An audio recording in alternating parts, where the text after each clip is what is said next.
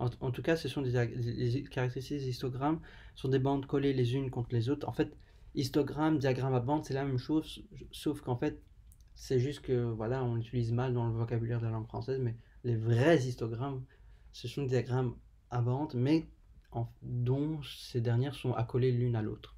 C'est ça les vrais histogrammes. Mais bon, diagramme à bande, c'est leur synonyme, mais bon, c'est utilisateur à travers comme vocabulaire. Mais bon, c'est pas grave. Donc les bandes sont collées les unes contre les autres, l'axe vertical, etc. Enfin, c'est pas difficile, ça répète toujours le même principe. L'axe vertical, on indique la fréquence de chaque valeur ou un effectif. L'axe horizontal indique une certaine classe. Ils sont généralement utilisés pour représenter des variables quantitatives continues. Et c'est surtout ça un peu qui fait la différence des diagrammes à bande où on avait bien séparé chaque colonne. Ben là, en fait, comme ça a collé, en fait, ça représente surtout des variables quantitatives continues. C'est surtout ça, cette particularité, qui sont regroupées donc en classes. Et donc, c'est ça. Vous voyez qu'elles sont bien accolées. Et donc, qu'est-ce qui se passe? Ben voilà, par exemple, on refait on refait un tableau ici, et donc on récupère pour chaque classe d'âge le nombre de personnes. Par exemple, personnes entre 0 et 5 ans, 0 personnes, 5 à 10 ans, 7 personnes, etc., etc. Et donc, ici, dans ce diagramme, on voit que l'axe des Y représente le nombre de personnes, l'axe des X représente l'âge. Et donc, il faut remarquer une chose, c'est quelles informations je vais en tirer en lisant ce genre de graphique. Eh bien, ici, il s'agit de quoi?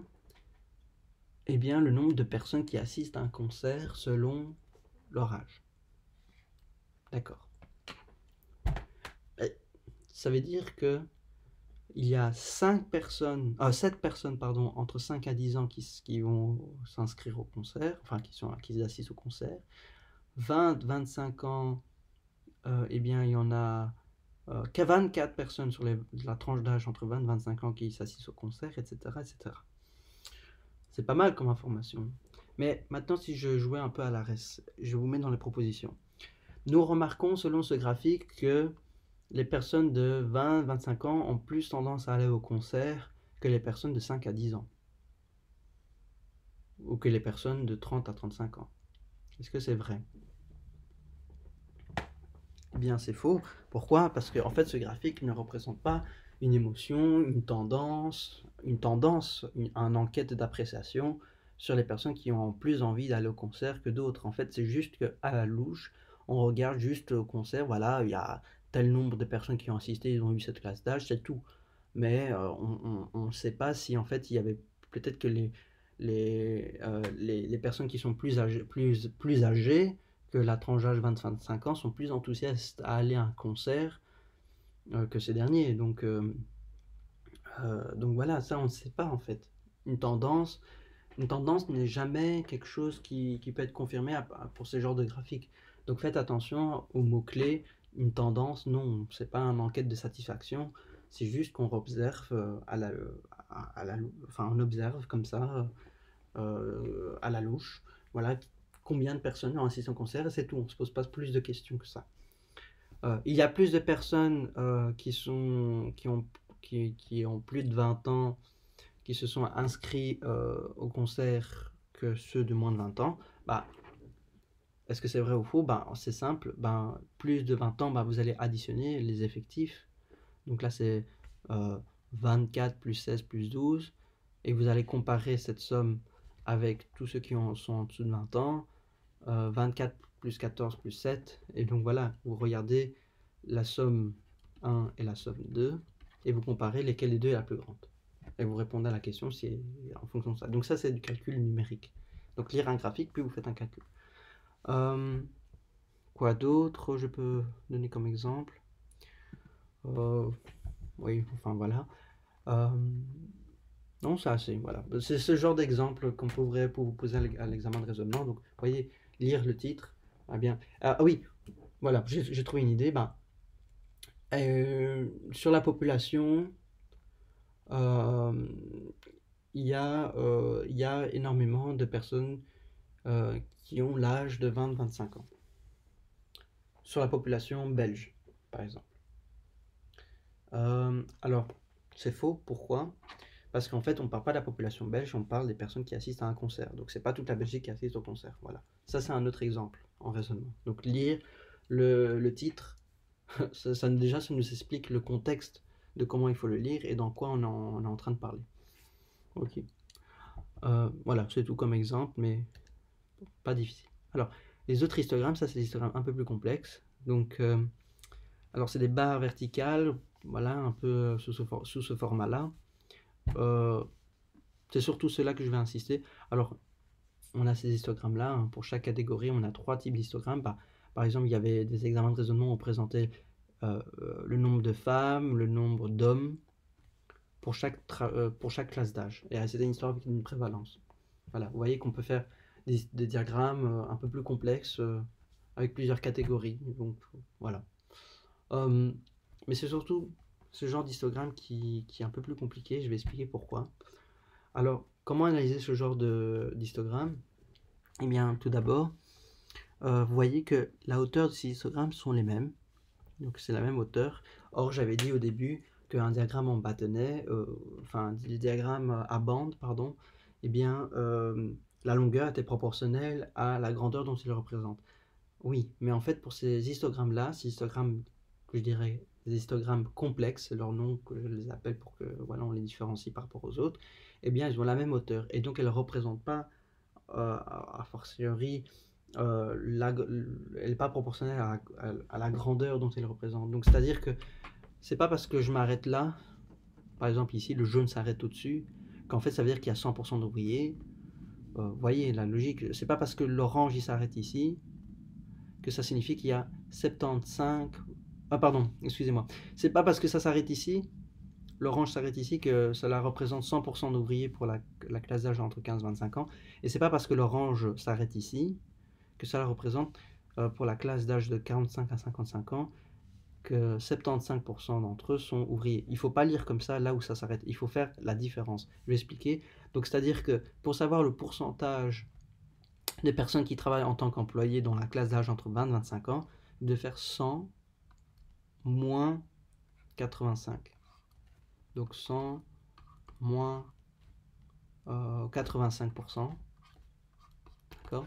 Pour trouver la fréquence relative des personnes qui travaillent dans le domaine, enfin, qui travaillent ou qui sont ouvriers, donc j'ai pas le titre, donc on ne sait pas de quoi on parle, mais en tout cas, supposons que c'est des personnes qui travaillent en tant qu'ouvriers dans la classe d'âge entre 15 et 25 ans, eh bien c'est au-dessus moins en dessous, donc 85 moins 55, donc c'est 85 moins 55 exprimé en pourcent, et donc on trouve la fréquence relative des personnes qui travaillent dans le domaine ouvrier. Dans le cadre, eh bien c'est au-dessus moins en dessous, donc 55 moins 0, bah, c'est facile, 55 moins 0, bah, c'est 55%. Ok. Ici, comment on fait? Eh bien, là, combien de personnes travaillent dans le cadre? Ben, au-dessus moins en dessous, donc 45 moins 0, ça fait 45%. Quelle est la fréquence relative des personnes qui travaillent en tant qu'employés dans la classe d'âge entre 45 et 55 ans? Eh bien, c'est au-dessus moins en dessous, donc c'est 100 moins 75, et donc ça va faire 25, donc 100 moins 75, donc ça va faire 25%. Ok.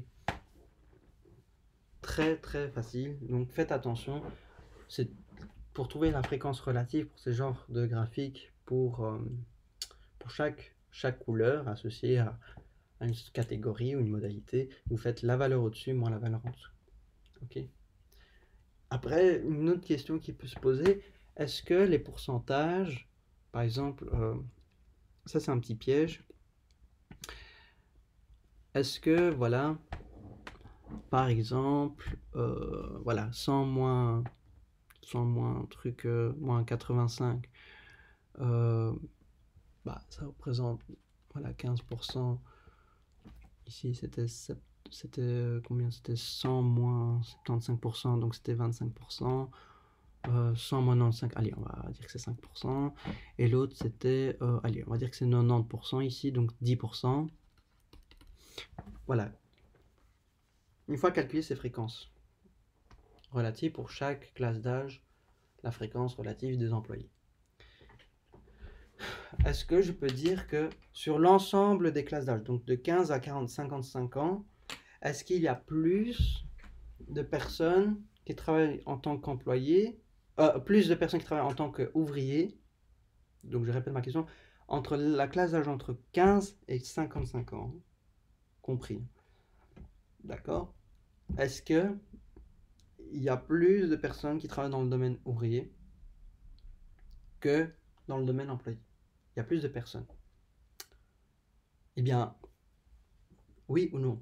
Eh bien, la réponse est faux. Parce qu'on ne sait pas en fait l'effectif. Ces pourcentages, vous ne pouvez pas les additionner. 15% de la classe d'âge de 15-25 ans, ça ne représente pas 15% pour la classe d'âge de 25-35 ans. Donc, vous ne pouvez pas additionner ces pourcentages, évidemment. Vous ne connaissez pas l'effectif pour chaque classe d'âge, donc vous ne pouvez pas additionner. Ok? Pour savoir si le nombre d'employés est supérieur ou inférieur au nombre d'ouvriers, c'est simple. Comment faire ça? Eh bien, supposons dans l'hypothèse que dans l'énoncé on nous dit l'effectif pour chaque classe d'âge, eh bien, le nombre, on va dire, de employés entre 15 et 55 ans, compris, eh bien, c'est quoi? Eh bien, c'est, on va dire, la fréquence, je vais appeler ça comment? Je vais appeler ça grand F1, ça, grand F2, grand F3, grand F4, et là je vais appeler petit F1 pour le rang ici, on ne voit pas bien, petit F1, petit F2, petit F3 et petit F4. Évidemment, comment on trouve ces fréquences? Ben, la valeur au-dessus moins la valeur en dessous. Donc le nombre de personnes qui travaillent en tant qu'employés entre la classe d'âge entre 15 et 55 ans, eh bien c'est quoi? Eh bien c'est F1 fois l'effectif de 15-25 ans, donc l'effectif du nombre des personnes qui ont 15-25 ans, plus F2, donc la fréquence de F2 c'est quoi? C'est la valeur au-dessus moins la valeur en dessous, fois l'effectif des personnes qui ont entre 25 et 35 ans, plus F3 fois l'effectif donc de la classe d'âge, donc du nombre de personnes qui ont entre 35 et 45 ans, 35-45 ans, plus F4 fois l'effectif des personnes qui ont entre 45 et 55 ans.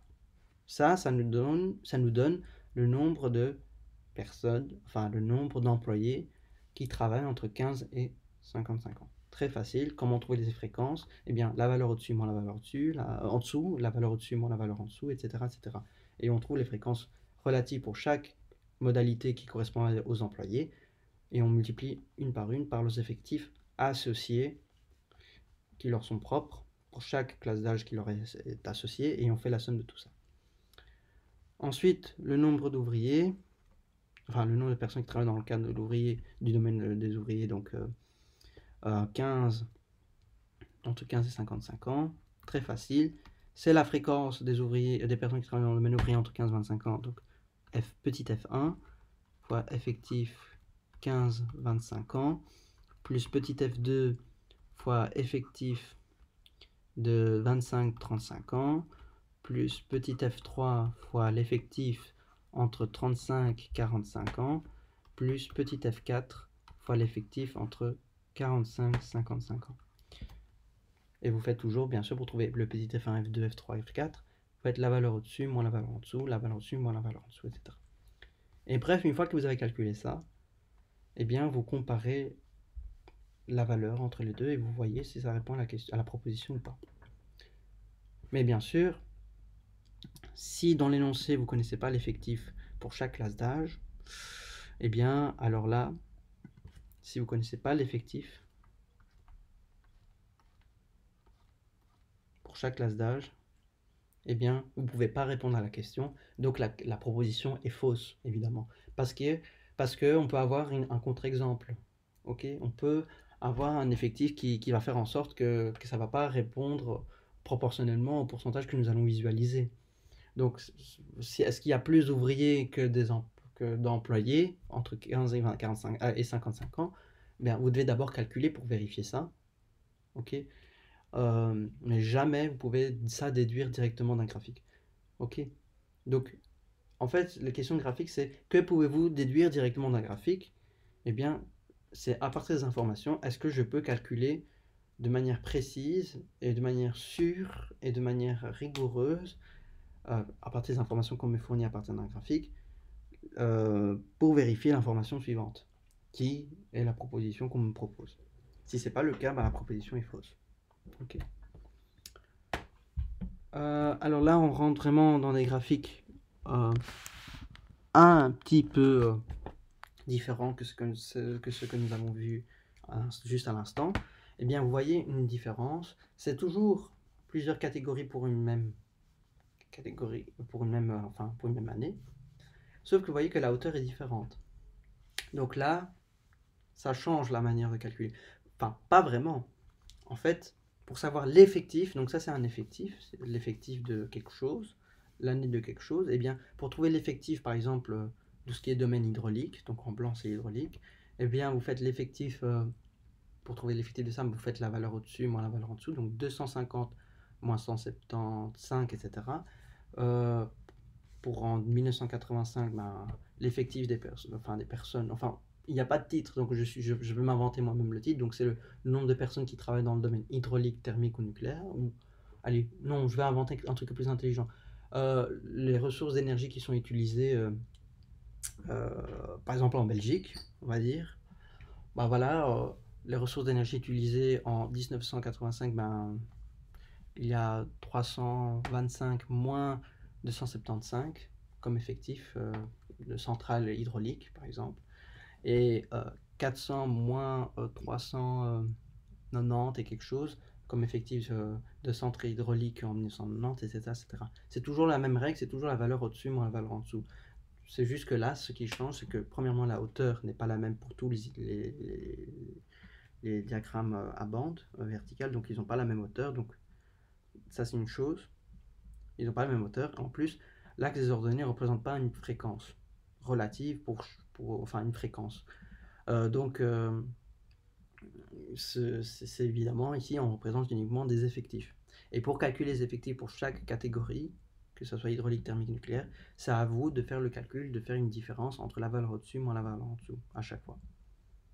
Et donc, ici, ça, c'est facile pour répondre à ce genre de questions. Est-ce qu'il y a plus de centrales hydrauliques que de centrales thermiques? Eh bien, vous faites, par exemple, la somme des centrales hydrauliques, donc c'est-à-dire 250 moins 200 plus 325 moins 250 plus 400 moins 300 et quelques, plus... En fait, vous additionnez les effectifs. Vous faites la valeur au-dessus moins la valeur au-dessus pour chacun, et après vous additionnez tout. Et pour les centrales thermiques, vous faites la même chose, valeur au-dessus moins valeur en dessous, valeur au-dessus moins valeur au-dessous, etc., etc. Et vous additionnez aussi l'ensemble. Là, vous pouvez additionner les pourcentages parce que ça a un sens. Vous n'êtes pas obligé de passer par la fréquence, puis multiplier par un effectif, parce qu'on doit connaître l'effectif pour chaque année. Non, ici, on n'a pas besoin de connaître l'effectif pour chaque année, parce qu'en fait, on a des chiffres, et les chiffres, ça s'additionne aisément. Il n'y a pas besoin de voir par rapport à quoi un pourcentage. Non, vous trouvez juste l'effectif associé pour chaque année, pour la catégorie dont elle représente, et vous additionnez le tout, et puis vous faites la somme.